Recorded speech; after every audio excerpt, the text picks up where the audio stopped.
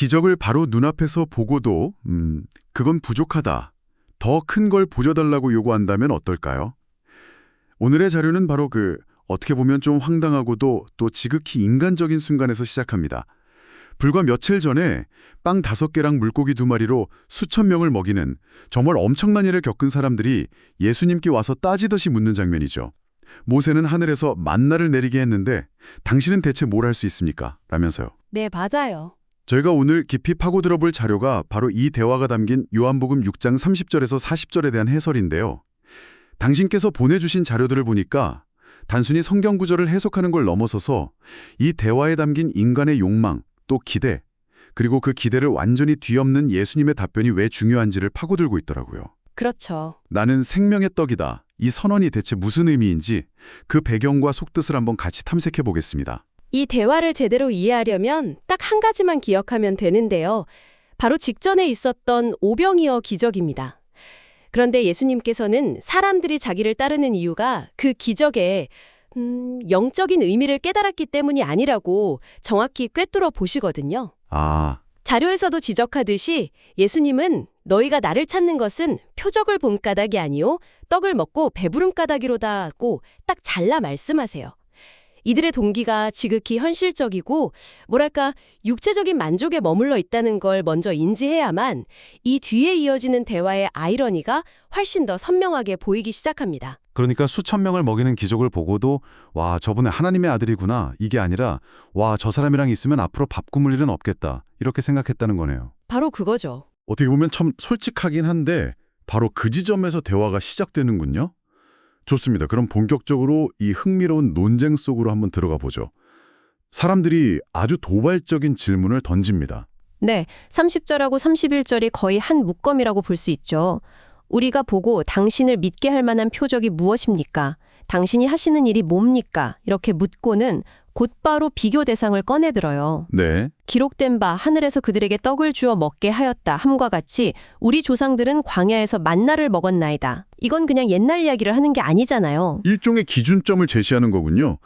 우리가 인정하는 기적의 최소 기준은 이 정도는 된다 라면서요. 정확합니다. 그리고 이건 아주 계산된 도전이에요. 자료를 보면 이들이 인용한 구절이 시편 78편 24절이라는 점을 딱 짚어주는데요. 이 사람들은 성경을 근거로 예수님을 시험하고 있는 겁니다. 모세는 40년 동안 하늘에서 매일같이 양식을 내리게 하는 뭐랄까 스케일이 다른 기적을 보여줬다. 당신이 방금 보여준 그 일회성 기적으로는 어림도 없다. 모세를 능가하는 무언가를 보여줘야 당신을 메시아로 믿어주겠다. 와, 거의 메시아 자격검증 시험인 셈이죠. 방금 그 기적의 수혜자들이었으면서도 정말 뻔뻔하게 느껴지기도 하네요. 그런데 여기서 예수님의 답변이 정말 대단합니다. 그들의 요구에 알겠다, 더 큰 기적을 보여주마. 이게 아니라 아예 그들이 세워놓은 전제 자체를 무너뜨려 버리시죠. 맞습니다. 32절에서 이렇게 말씀하시죠. 내가 진실로 진실로 너희에게 이르노니 모세가 너희에게 하늘로부터 떡을 준 것이 아니라 내 아버지께서 너희에게 하늘로부터 참떡을 주시나니.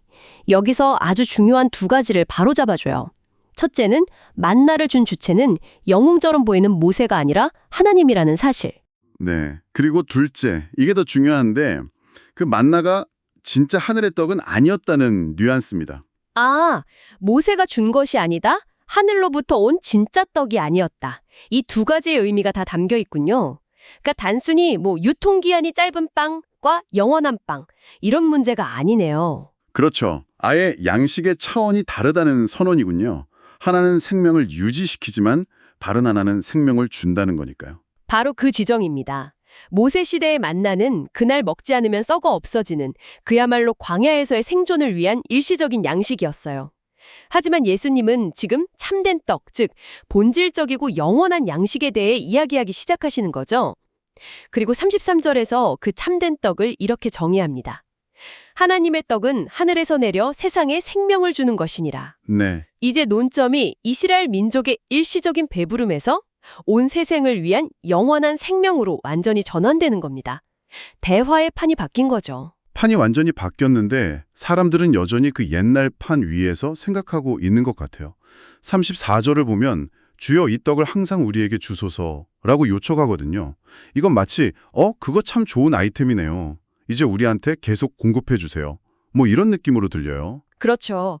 자료에서도 이 요청이 요한복음 4장에서 그 사마리아 여인이 했던 요청이랑 정확히 같은 맥락이라고 지적하잖아요. 아, 맞아요. 그런 물을 내게 주사 목마르지도 않고 또 여기 물기르러 오지도 않게 하옵소서.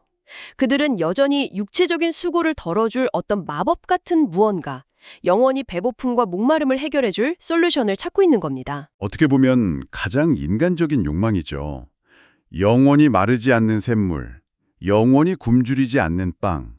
이게 인류의 오랜 꿈이잖아요. 맞습니다. 그리고 군중이 자신들의 그 육체적 욕망을 가장 노골적으로 드러내는 바로 이 순간, 해설 자료의 표현을 빌리자면 예수님은 지금까지의 대화를 덮고 있던 모든 비유의 덮개를 찢어버리십니다. 더 이상 돌려 말하지 않고 핵심을 바로 드러내시는 거죠. 그리고 마침내 그 유명한 선언을 하십니다. 35절. 예수께서 이르시되 나는 생명의 떡이니 내게 오는 자는 결코 줄이지 아니할 터이요 나를 믿는 자는 영원히 목마르지 아니하리라. 참된 떡을 주겠다고 하시다가 이제는 당신 자신이 바로 그 떡이라고 선언하시는군요.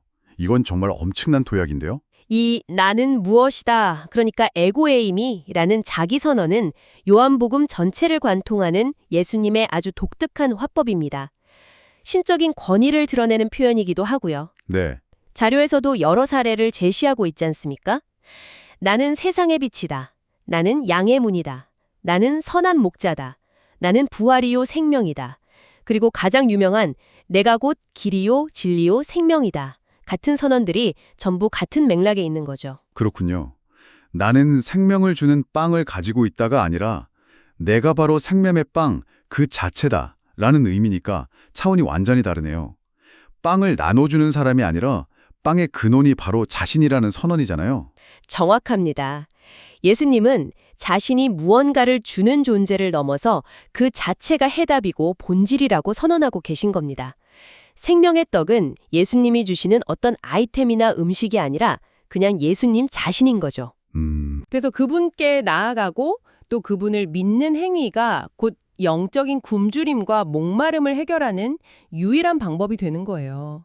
먹고 마시는 육체적인 행위가 나아가고 믿는 영적인 행위로 대체되는 거죠. 하지만 사람들은 여전히 믿지 못하죠.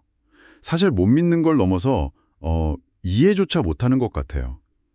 예수님도 이들의 불신을 정확히 꿰뚫어 보시고요.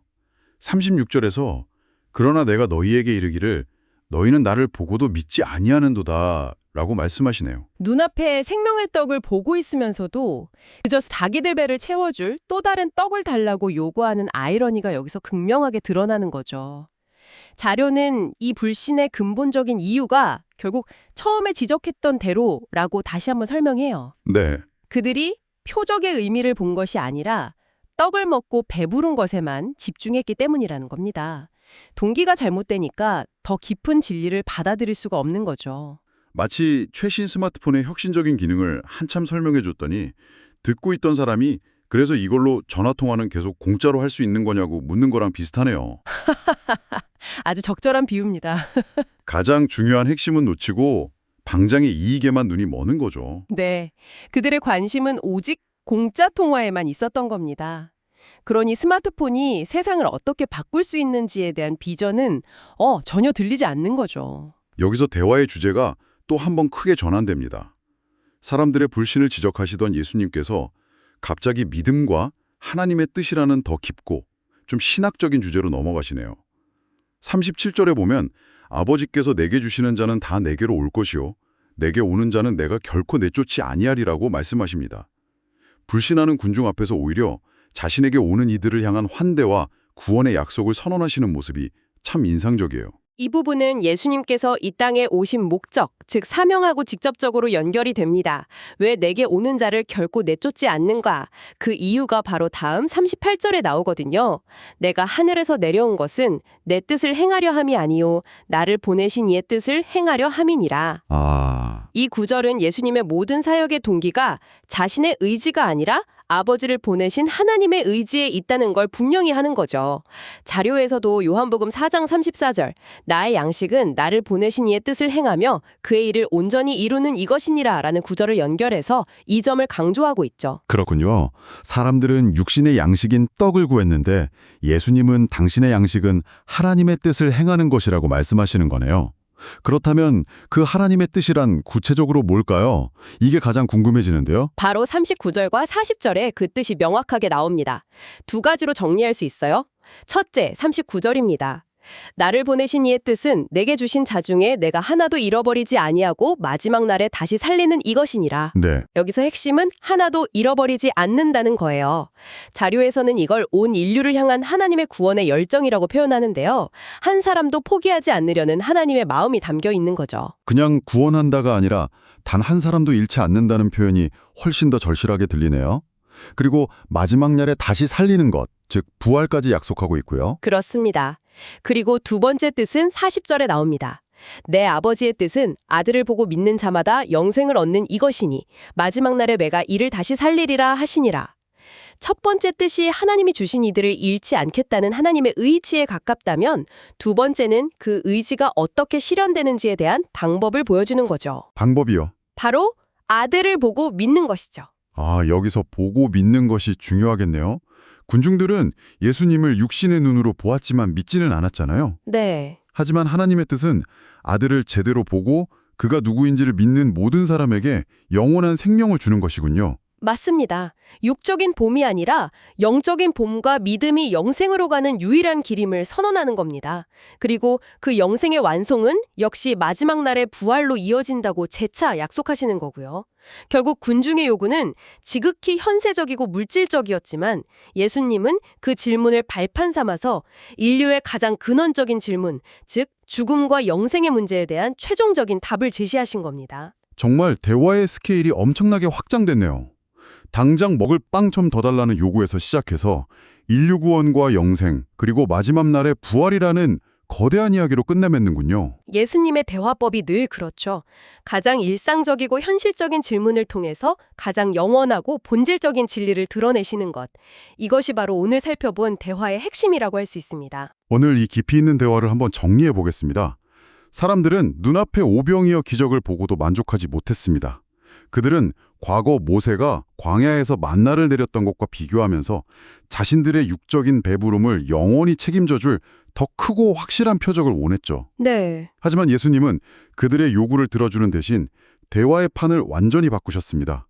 일시적인 양식이 아닌 영적인 굶주림과 목마름을 근본적으로 해결할 생명의 떡, 즉 당신 자신을 제시하셨어요. 꽤 나아가고 그분을 믿는 영적인 결단이라는 점을 분명히 하셨습니다. 더 나아가서 이 모든 것이 아들을 보고 믿는 자마다 영생을 얻게 하시려는 하나님의 뜻과 직접적으로 연결된다는 거대한 구원의 계획을 보여주셨죠. 결국 떡에 대한 질문을 영생에 대한 답변으로 승화시키신 겁니다. 오늘 자료를 통해 당신께서 한번 곱씹어볼 만한 질문을 하나 던지면서 마무리하고 싶습니다. 자료의 해설은 군중이 이 떡을 항상 우리에게 달라고 한 요청과 그 사마리아 여인이 그 물을 내게 달라고 한 요청 사이의 유사점을 아주 인상 깊게 짚어주었거든요. 그렇죠. 두 경우 모두 사람들은 당장 눈앞에 현실적이고 육체적인 필요, 즉 배고픔과 목마름이라는 문제를 영구적으로 해결해줄 솔루션을 구했습니다. 예수님은 바로 그 지점을 영원하고 근본적인 해답으로 나아가는 다리로 삼으셨고요. 그들의 필요 자체를 무시하거나 꾸짖으신 게 아니죠. 오히려 그 필요의 더 깊은 차원, 그 필요의 진짜 근원을 보여주신 겁니다. 내가 정말로 배고픈 것은 빵 때문이 아니다 라고 알려주신 셈이죠. 바로 그 지점입니다. 여기서 당신께 드리고 싶은 질문은 이것입니다. 우리 삶에서 당장 눈앞의 문제를 해결해달라고 구할 때가 많지 않습니까? 예를 들어 건강 문제, 경제적인 어려움, 관계의 갈등 같은 것들을 놓고 간절히 해결책을 찾을 때 말이죠. 어쩌면 우리 역시 바로 그 절실한 문제를 통해 제시되고 있는 더 깊고 본질적인 해답을 놓치고 있지는 않을까요? 어쩌면 우리가 겪는 그 고통스러운 결핍이야말로 우리를 진짜 생명의 떡으로 이끄는 가장 강력한 초대장일지도 모릅니다.